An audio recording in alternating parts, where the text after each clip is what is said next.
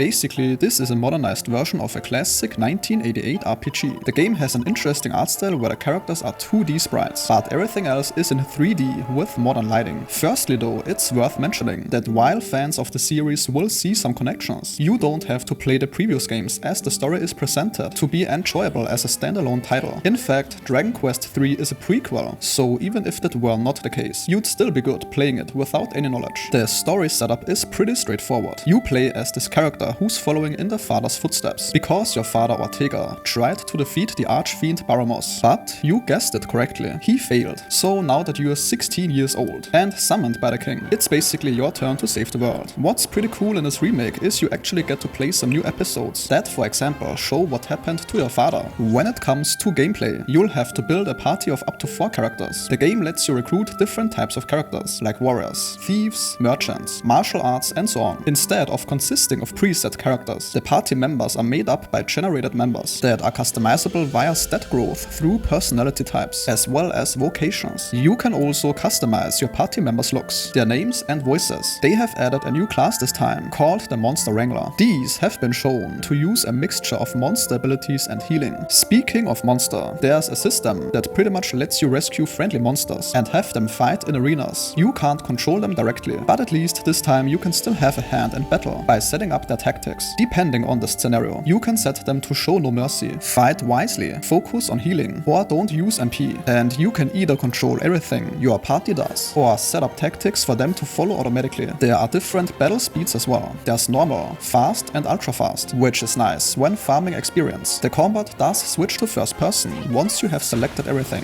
which some players don't like. Outside of combat, you spend your time exploring towns, villages, castles and dungeons. The world changes depending on the time of day, and some monsters only show up at certain times. When it comes to voice acting, you can either choose from Japanese or English voice acting, and it appears as if the majority of the main quest is voice acted, while side quests and unimportant characters will not have voice acting. The game will have 3 difficulty options, so there should be something that works for you. The game is trying to balance staying true to the original while adding enough new stuff to justify a purchase. There are some disappointed fans because of certain aspects getting censored. Now, while most of these things seem to be relatively insignificant, they can certainly be significant for some hardcore fans that value the integrity of the original. And that sentence concludes today's video. If your time was respected, a like or comment is very much appreciated.